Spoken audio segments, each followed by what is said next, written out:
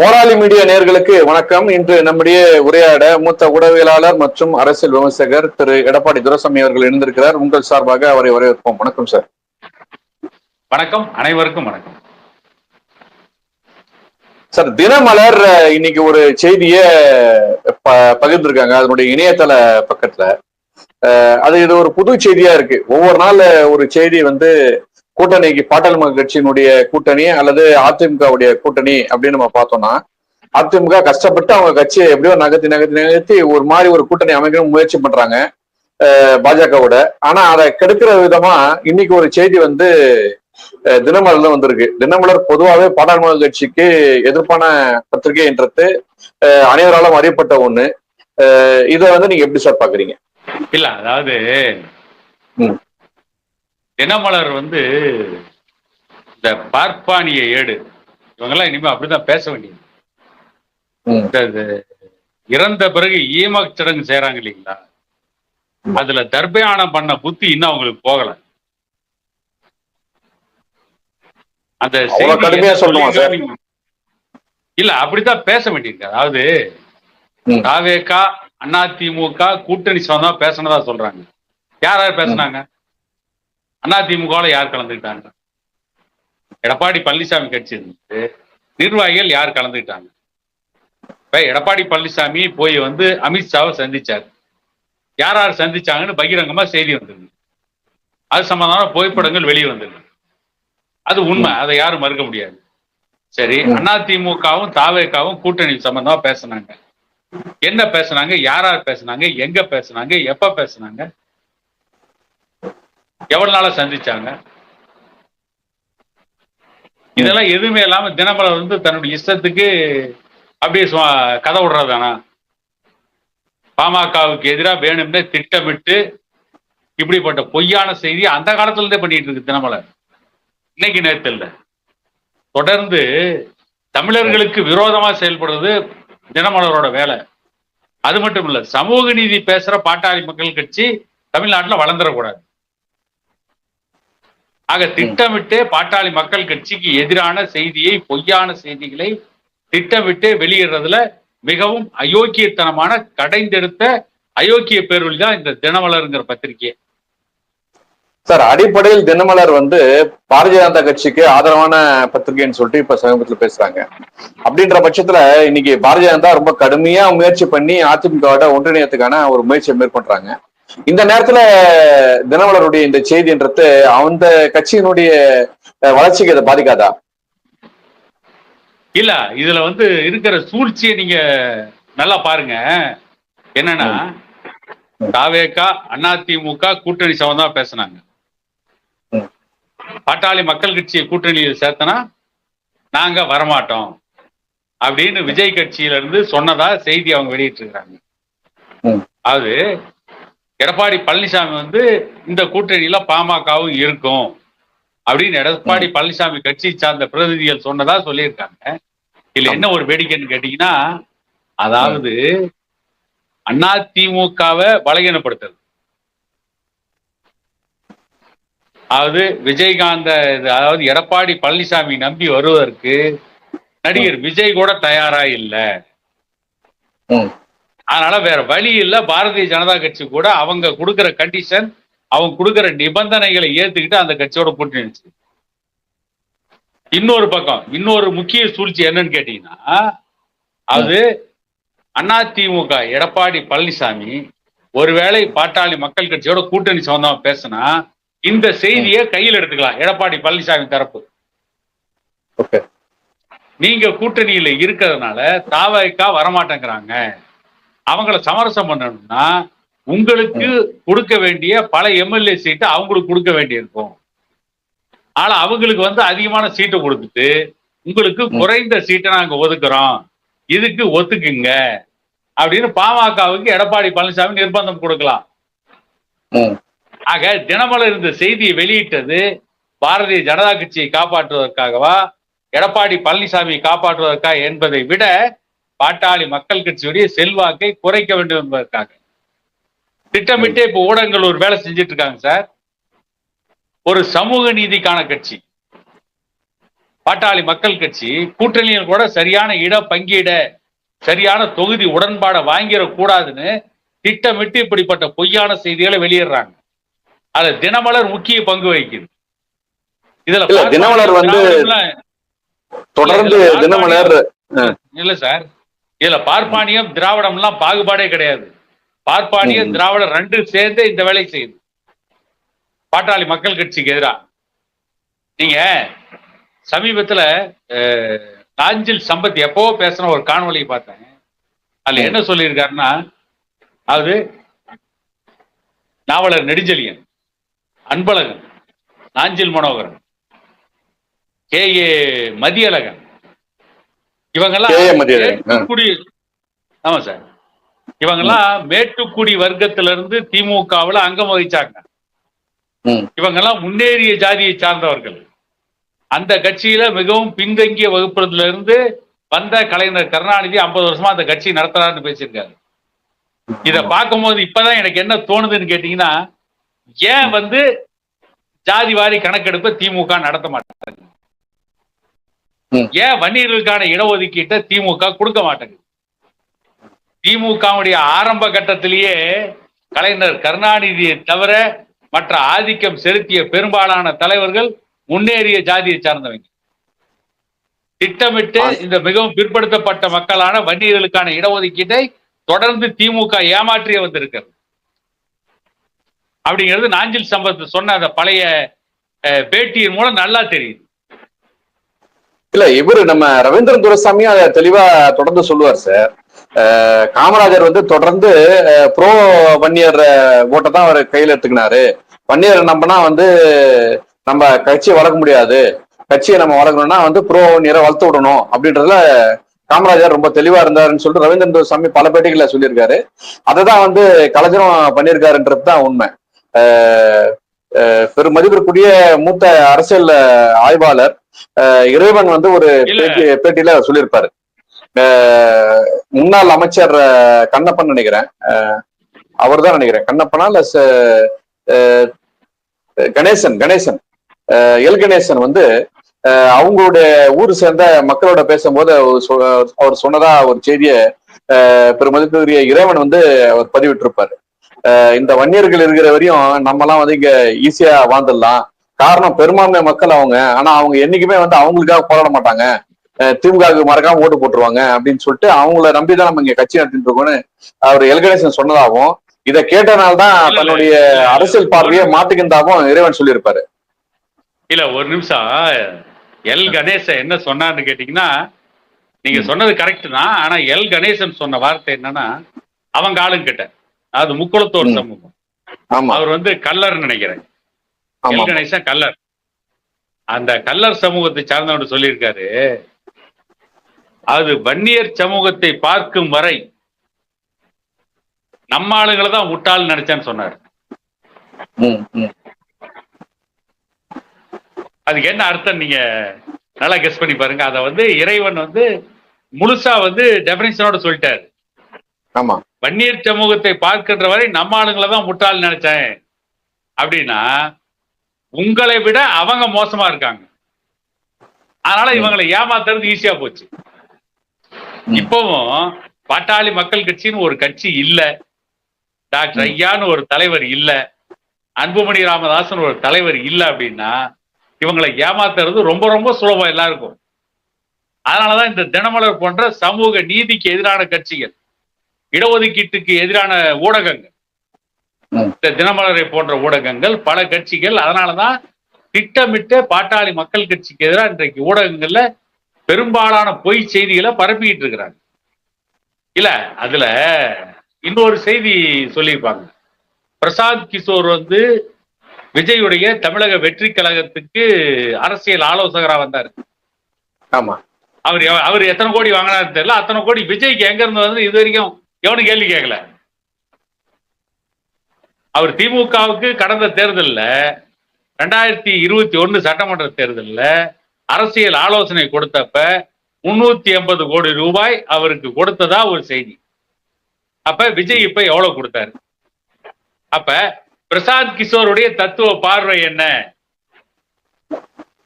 பிரசாந்த் கிஷோர் மாதிரி ஒரு அரசியல் ஆலோசகர் முதல்ல தமிழ்நாட்டுல நடமாட விடலாமா?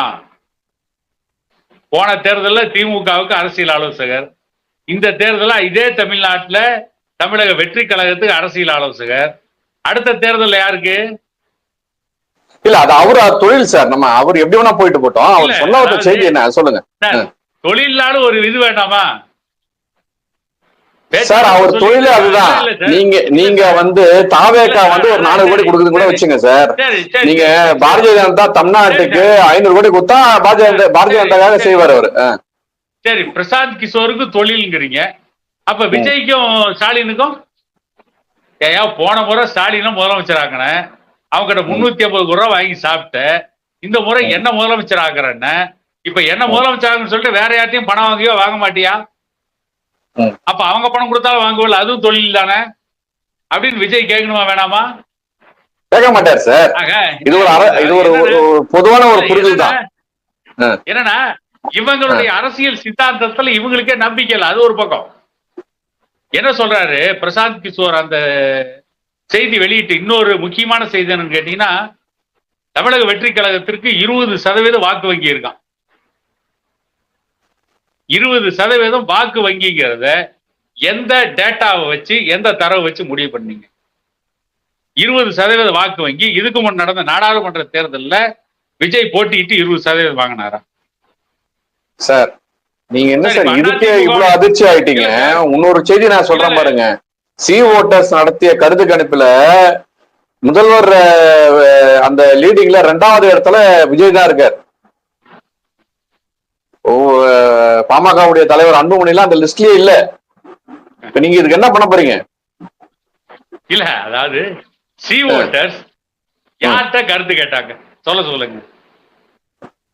இப்ப பிரசாந்த் கிஷோர் எந்த அடிப்படையில் 20% ஓட்டுகள் தமிழக வெற்றி கழகம் நடிகர் விஜய்க்கு இருக்குன்னு சொன்னார். அதே மாதிரி சி ஓட்டர்ஸ் எங்க போய் வாக்கெடுப்பு நடத்தினாங்க, எதை வச்சுட்டு நடிகர் விஜய்க்கு வந்து 18% இருக்குன்னு எப்படி அவங்க சொன்னாங்க? ஸ்டாலினுக்கு அடுத்த இடத்துக்கு அவர் எப்படி வந்தார்? என்ன இவரு ஸ்டாலின் மாதிரி விசாவில் உள்ள இருந்தாரா நடிகர் விஜய்? இல்ல வேற ஏதாவது விலைவாசி உயர்வு போராட்டத்தில் இருந்தாரா? இல்ல சமூக நீதி போராட்டத்துக்கு இவர் தான் வந்து துப்பாக்கி மார்பு காட்டினாரா விஜய்? எந்த அடிப்படையில் விஜய்க்கு இன்னைக்கு செல்வாக்கு வளர்ந்து சொல்லுங்க? இத்தனை வருஷம் கட்சி நடத்தின சீமானுக்கு அந்த சினிமா பின்னணி இருக்கு, அது இல்லைன்னு யாரும் மறுக்க முடியாது. சீமானு திரைப்படங்கள் நடிச்சிருக்காரு. சீமான் இயக்குனரா இருந்தாலும் கூட பல திரைப்படங்கள்ல சீமான் நடிச்சிருக்காரு.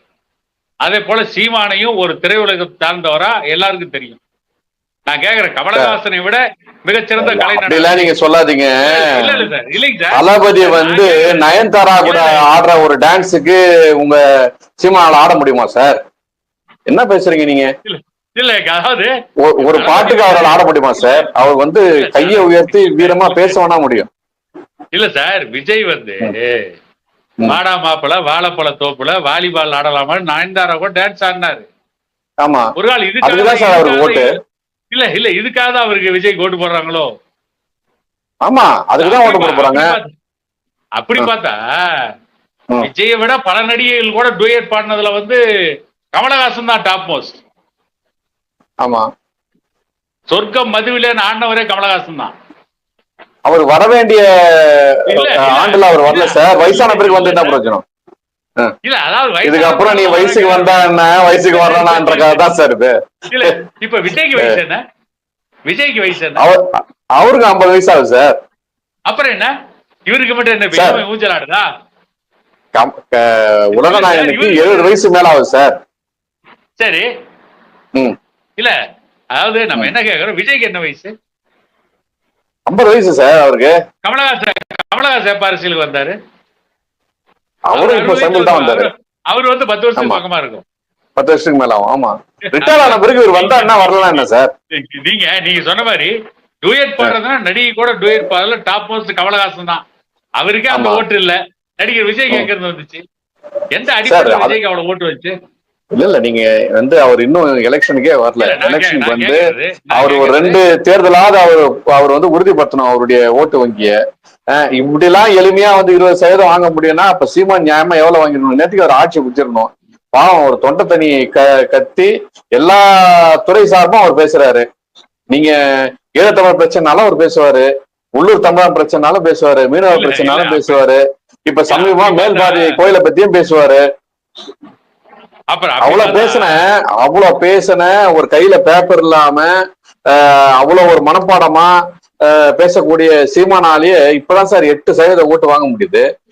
இத்தனைக்கு தனிச்சு நின்று விஜயால வந்து 20% ஓட்டு வாங்க முடியும் அப்படின்னு சொல்லிட்டு நம்ம பிரசாந்த் கிஷோர் சொல்றாரு, PK சொல்றாரு அப்படின்னா அவர் எதை நம்பி சொல்றாருன்னா அவர் ஒரு பெரிய உச்ச நட்சத்திரம், பல நடிகைகளோட வந்து இணைஞ்சு வளைஞ்சு ஆடக்கூடிய வல்லமை பெற்றவர், அந்த ஒரு பாட்டுனால அவரை ஓட்டு வங்கிய அவரால் கைப்பற்ற முடியும்னு அவர் நம்புறாரு சார். இப்படிதானே நீங்க ஏற்கனவே இல்ல பாட்டுனால ஓட்டு வாங்குறாரா இல்ல வந்து கீர்த்தி சுரேஷையும் திரிஷாவையும் கொண்டு வந்து தேர்தல் நேரத்துல நடனமான ஓட்டு வாங்க போறாரா? சார் பண்ணுவாங்க சார். ஒரு ஒரு ஒரு குறிப்பிட்ட காலத்துல திமுக குஷ்புலாம் நம்பிச்சு, உங்களுக்கு தெரியல சார். திமுக குஷ்புலாம் நம்பி மேடை ஏத்தினாங்க சார். எனக்கு அந்த நான் இந்த இடத்துல நான் அதை பதிவு பண்ணலாமான்னு தெரியல. ஏன்னா பல நண்பர்கள் நம்ம யூடியூப் பாக்குறவங்க எல்லாம் நம்ம மேல ரொம்ப மரியாதை வச்சிருக்காங்க. அதனால நான் அவங்கள்ட்ட ஒரு மன்னிப்பு கேட்ட இந்த விஷயத்த சொல்றேன் பாருங்க. சைதை சாரதின்னு ஒரு திமுக பேச்சாளர் சைதாப்பேட்ல அவர் பேசுறாரு. சைதை சாதிக்கு அவரு எங்க வீட்டுல இருந்து 4 தெரு தள்ளி தான் ஒரு வீடு, சைதாப்பேட்டில தான் அவர் வீடு. அவரு வந்து ஒரு மேடையில சைதாப்பேட்டில மேடையில தான் பேசுறாரு, கங்கம்மன் கோயில் அருகில் உள்ள ஒரு பொது மேடையில. அப்போ வந்து திமுக கூட்டணியில பாமக கூட இருக்குது. அந்த கூட்டணி மேடையில தான் இந்த சைதை சாதிக்கு பேசுறாரு. இந்த அம்மா வந்து குஷ்பு வந்து ஓட்டு கேக்குது, எப்படி கேக்குது அப்படின்னு கேட்டா எனக்கு ஓட்டு போடுங்கன்னு கேக்குது, இதெல்லாம் வச்சுதான் அவங்க ஓட்டு கேட்கறாங்கன்னு சொன்னாரு. நான் சொன்ன வார்த்தையினுடைய ஆளை என்னன்னு உங்களுக்கு புரிய நினைக்கிறேன். நான் சொல்றதுக்கு ரொம்ப கூச்சப்படுறேன், ஏன்னா பெண்கள்லாம் இதை பார்ப்பாங்க, அவங்க நம்மள தப்பா இருக்க கூட. இதை சொன்னது அந்த பேச்சாளர். இவ்வளவு கேவலமான அரசியல் பண்ணவங்க சார் இவங்க. அந்த குஷ்பெல்லாம் வச்சுதான் வந்து இவரு நடிச்சிருக்காரு. அதெல்லாம் பார்த்துதான் திமுக ஆட்சிக்கு வந்தது. திமுக ஆட்சிக்கு வரும்போது இவர் வரமாட்டாருன்னு நினைக்கிறீங்களா என்ன? அதாவது திமுக பொறுத்த வரைக்கும் அவங்க கட்சியில ஒரு நடிகை இருந்தா அவங்க கற்பு கரசி, ஆமா, வேற கட்சியில அந்த நடிகை இருந்தா அது வேற, அது வந்து வேற மாதிரி அவங்க விமர்சனம் பண்ணுவாங்க. அது வந்து மிகவும் சொல்ல வேண்டியிருக்கும், அதை சொல்ல வேணாம்னு நினைக்கிறேன், அவ்வளவுதான். அதே சைதை சாதிக்கு திரும்பவும் அதே குஷ்புவை பத்தி விமர்சனம் பண்ணிதான் டெல்லி வரையும் போய் மன்னிப்பு கேட்டு வந்தாரு.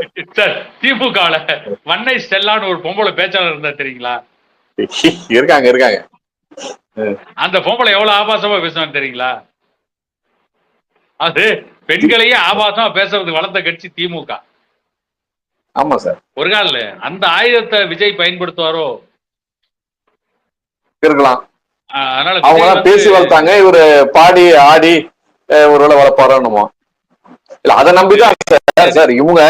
எனக்கு என்ன ஒரு வருத்தம்னா, PK எல்லாம் வந்து அங்க இருந்து இங்க பீகார்ல இருந்து இங்க வந்து ஒரு கருத்து சொல்லிட்டு போறாரு சார். தினமலர்ன்றது சுதந்திர காலத்துல இருந்து தமிழ்நாட்டுல தமிழ் மொழியை வச்சு பழைப்பு நடத்தின ஒரு நாளிதழ். இந்த மாதிரியான ஒரு பத்திரிகை தமிழகத்தினுடைய தமிழ் மக்களை பத்தியான ஒரு மதிப்பீடு அப்படி வெளியிடலாமா? அவங்க வந்து ஒருவேளை உண்மையா கூட இருக்கலாம், விஜய் கட்சி வந்து பாமக வந்தா நான் வரமாட்டேன்னு அவங்க சொன்னது உண்மையா கூட இருக்கலாம். அப்படி இருக்காது, இருக்க வாய்ப்பு இல்லை. இருக்குமானால் அவங்களுடைய அரசியல் வந்து இன்னும் சரியான தகுதியானவங்க அந்த கட்சியில் இல்லைன்றது நமக்கு தெரிய வரும். ஒருவேளை அவங்க சொன்னதே உண்மை இருந்தா கூட தினமலர் எப்படி சார் இதை வெளியிடலாம்? அப்ப அவங்க சொல்லிருக்கணும், இன்னும் இது கூட தெரியாம ஒரு விஜய் கட்சி இருக்கேன்னு தினமலர் பதிவு போட்டிருந்ததுன்னா நாம வந்து தினமலர்ல பாராட்டு இருக்கலாம், அவங்களுடைய அரசியல் ஆளுமையை நம்ம மெச்சி உணர்ந்திருக்கலாம். ஆனா அவங்க இப்படி போடுறாங்கன்னும் போது இது வழக்கமா எதிர்பார்த்தா ஒண்ணு தானே சார். தினமலர் எடுத்து நீங்க நல்ல விஷயங்களை எதிர்பார்க்க முடியும்? கஷ்டப்பட்டு ஒரு உழைக்கக்கூடிய ஏழை குழந்தைகளுடைய மாணவர்கள் காலையில பசியோட இருக்கக்கூடாதுன்னு சொல்லிட்டு தமிழ்நாடு அரசு எம்ஜிஆர் கொண்டு வந்த அல்லது எம்ஜிஆருக்கு முன்னாடி காமராஜருக்கு இந்த ஆலோசனை கொடுத்தது வந்து நம்ம நேற்றுதான் படையாச்சியருடைய நினைவு தினம் போச்சு.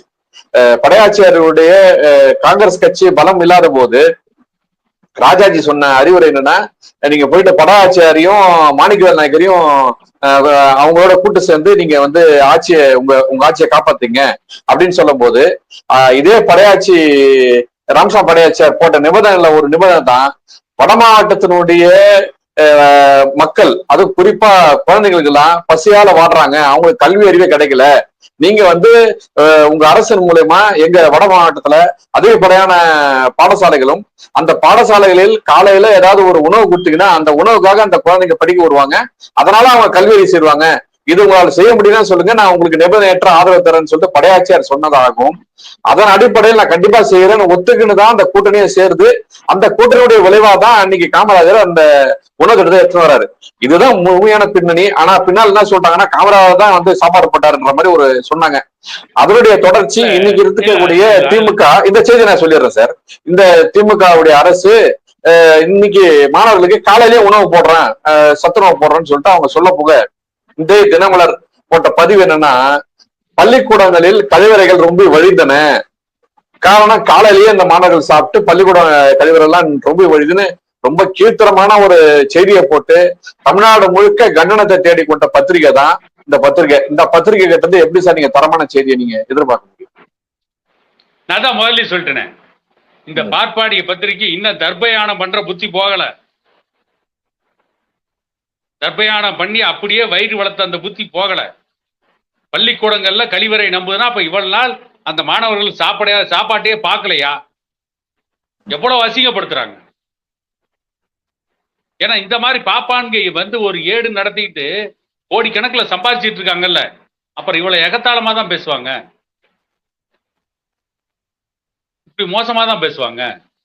அதுல இன்னொரு விஷயம் என்னன்னு கேட்டீங்கன்னா, பாமக கூட கூட்டணி வைக்க கூடாதுன்ற ஆலோசனையை தாவேகாவுக்கு கொடுத்தது ஒரு முக்கிய தலைவரா, யாரு? ஆதவ அர்ஜுனா.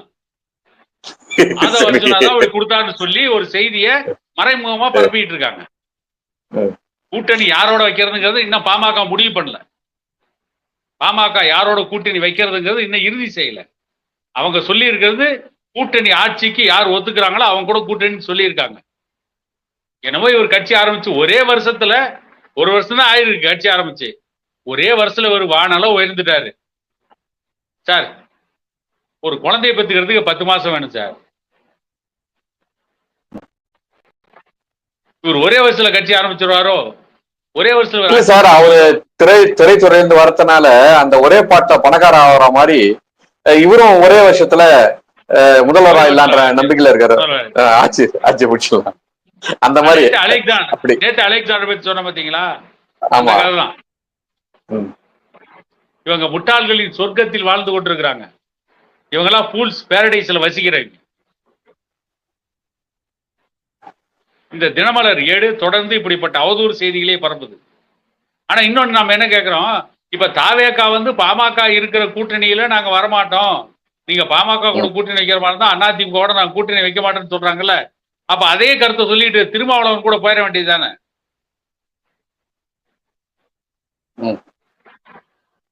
திருமாவளவன் கூட போய் அங்க அறிவாலயத்தில் செட்டில் ஆயிட வேண்டியதுதானே? ஒரு கால அதுக்கு தான் சொல்லியிருப்பான்னு நினைக்கிறேன்.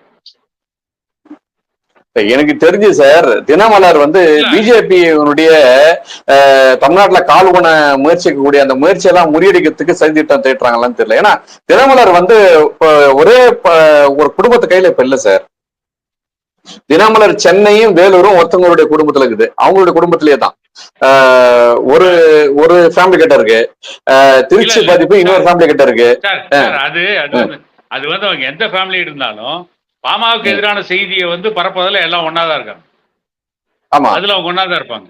இதுல வந்து தினமலர் போட்டிருக்க திட்டம் என்னன்னு கேட்டீங்கன்னா, பாரதிய ஜனதா கட்சிக்கு ஆதரவா எடப்பாடி பழனிசாமிக்கு நெருக்கடி கொடுக்கணும். எடப்பாடி பழனிசாமிக்கு பாரதிய ஜனதா கட்சிக்கு நீ சீட்டை அதிகமா கொடுத்து அவங்க கூட கூட்டணி வச்சுக்க, அந்த குறையக்கூடிய சீட்டை பாமக பிடிங்க. ஏன்னா பாமக வந்து தாவேகா வந்து பாட்டாளி மக்கள் கட்சி இருந்தா அந்த கூட்டணிக்கு வரமாட்டேன்னு சொல்லிடுச்சு, நாங்க இப்படி ஒரு செய்தியை வெளியிடுறோம், இதை வந்து ஒரு துருப்பு சீட்டா பயன்படுத்திட்டு பாட்டாளி மக்கள் கட்சி பிளாக்மெயில் பண்ணுங்க அப்படின்னு மறைமுகமா எடப்பாடி பழனிசாமிக்கு ஐடியா கொடுக்குறாங்க போட்டு. இந்த பிளாக்மெயில், இந்த மிரட்டுறது சொல்லிடுறேன், இந்த பிளாக்மெயில் பண்றது மிரட்டுறது இதெல்லாம் பார்த்து பயந்து போன கட்சி பாட்டாளி கட்சி கிடையாது. டாக்டர் ஐயாவை பொறுத்த வரைக்கும் பணங்காட்டு நெறி, இந்த சலசலப்புக்கெல்லாம் அஞ்ச மாட்டார். அவர் தன்னுடைய முடிவு எடுத்துட்டாருன்னா எடுத்ததுதான். எந்த கொம்பனுக்காகவும் வளைஞ்சு கொடுத்து போகாதவர். சமூக நீதி கிடைக்குதுன்னா ஒரு வேளை வளைஞ்சு கொடுக்கலாமே தவிர, இடஒதுக்கீடு எல்லாருக்கும் கிடைக்குதுன்னா ஒரு வேளை வளைஞ்சு கொடுக்கலாமே தவிர, இல்லைன்னா வேற யார்ட்டையும் வளைந்து கொடுத்து செல்லாத ஒரு தலைவர். ஏன்னா ஒரு வரலாறு படைத்த தலைவர். இந்த தினமலர் போன்ற இந்த தர்பயானம் பண்ற பார்ப்பானி ஏடுகள்லாம் பாட்டாளி மக்கள் கட்சியை பற்றி அவதூறு கிளப்பி எதையும் சாதிக்க முடியாது. மக்கள் மத்தியில அம்பலப்பட்டு அவமானப்பட்டு தான் போவாங்க. நல்லது சார், உங்களுடைய நேரத்தை ஒதுக்கியமைக்கு மிக்க நன்றி. வருகின்ற தேர்தல் தமிழ் நாட்டினுடைய பூர்வ குடிகளுடைய ஆளுகின்ற ஆளுமை மிக்க தலைவர்கள் தலைமையில் ஆட்சி அமைய வேண்டும், மக்கள் அதனால் பயன்பெற வேண்டும் என்ற நல்ல எண்ணத்தோடு உங்களுடைய அரிய நேரத்தை ஒதுக்கியமைக்கு மிக்க நன்றி சார். நன்றி. மீண்டும் சந்திப்போம்.